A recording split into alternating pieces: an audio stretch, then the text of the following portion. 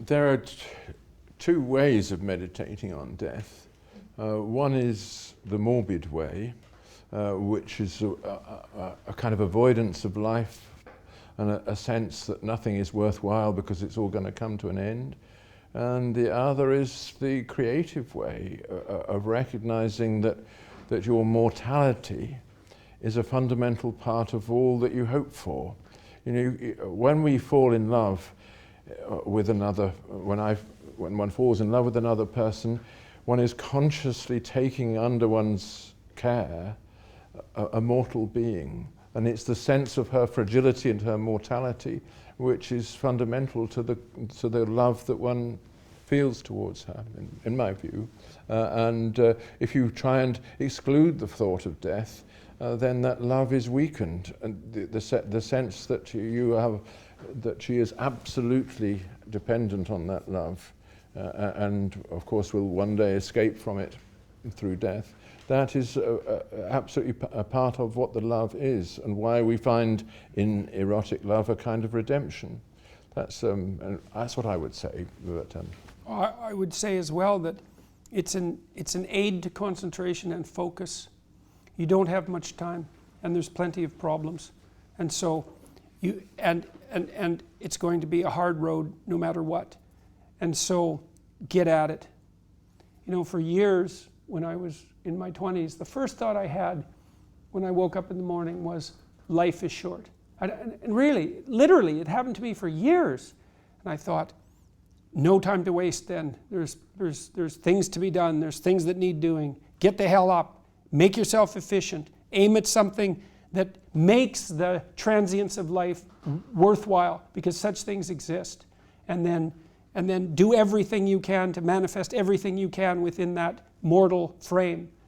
And it adds to life a seriousness that would otherwise be absent.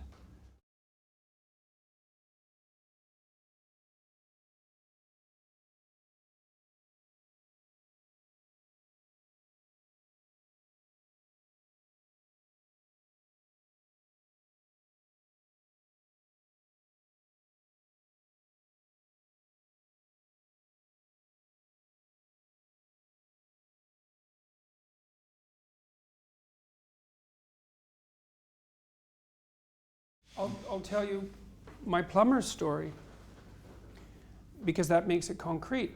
I've done a lot of home renovation. I've worked with lots of workmen, and on very creative projects, as a matter of fact, and so that was very entertaining, because with carpenters, for example, we built a quite strange and unique third floor on my house in Toronto, and I invited the carpenters to contribute. I told them what the overall view was and what we were trying to produce, but if they had creative ideas, then I was welcoming them, because I wanted them to, I didn't want to tell them what to do. I wanted to produce something beautiful with them fully on board, so that it was likely to manifest itself in the best possible manner. And so that competence that I described in a rather utilitarian manner is almost immediately transcended by something that's more potent and more valuable in the actuality of it. And if you're participating in a project like that and you invite people into a reciprocal relationship, then the relationship begins to transcend the particularities of the project. And then the project goes wonderfully well. So, and that is a reflection of something that's deeper. It touches on something that Sir Roger mentioned, the statement by Christ that if 2 or 3 people are gathered together in His name, then He's there. And you can infuse every relationship you have with precisely that spirit if you're cognizant of it and careful. I mean, it's and fortunate and far more than that. It's a thing to strive for, and you won't manifest itself perfectly, but that can be there in all the particularities. And so that way you have the singularity of the project itself, the practicality of that. There's a reason that Christ was also a carpenter, right? That's the particular, because a house that's not built on truth does not stand. You know, and so those particular relationships should partake of that divine, the divinity of ultimate reciprocity, and then both are elevated, and so the narrowness of say capitalist trade is insufficient, but it's embedded in something that, when it's not a zero-sum game, it's embedded in something that's far deeper than that and far more gratifying. And if you're careful about such things, then the projects that you involve yourself with that are even somewhat mundane can take on a much more beautiful and productive nature, and then that's, well, it's not frustrating, it's compelling, and it works. So yeah, I would just add to that what Jordan has said really is that in a job rightly done, the divine is imminent in some way. You know what George Herbert said, you know, who sweeps a room as for thy laws makes that and the action fine.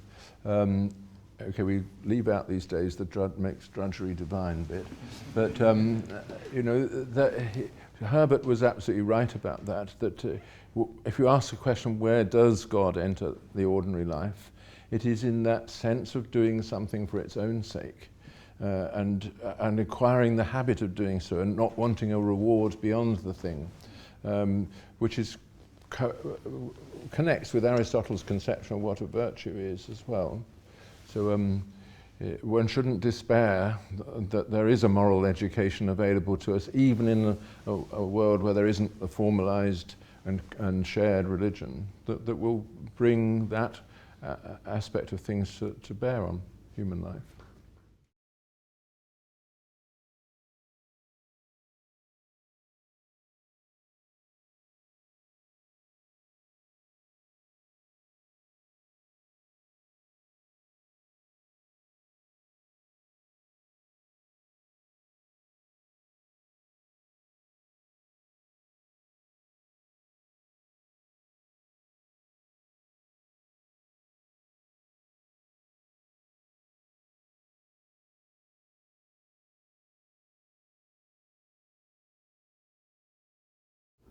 What I would say is that happiness means ultimately your fulfillment as a person, and that isn't the same as gratification of your desires.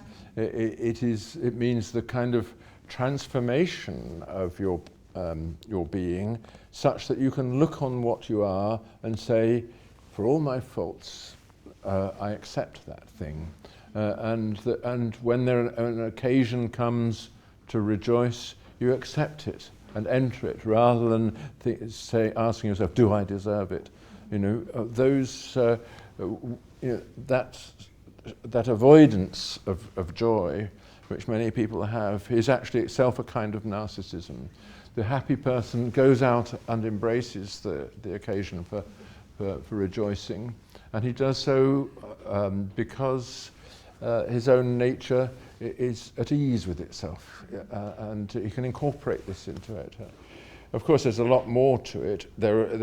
One has to have, as Aristotle says, you know, happiness is an activity of the soul in accordance with virtue.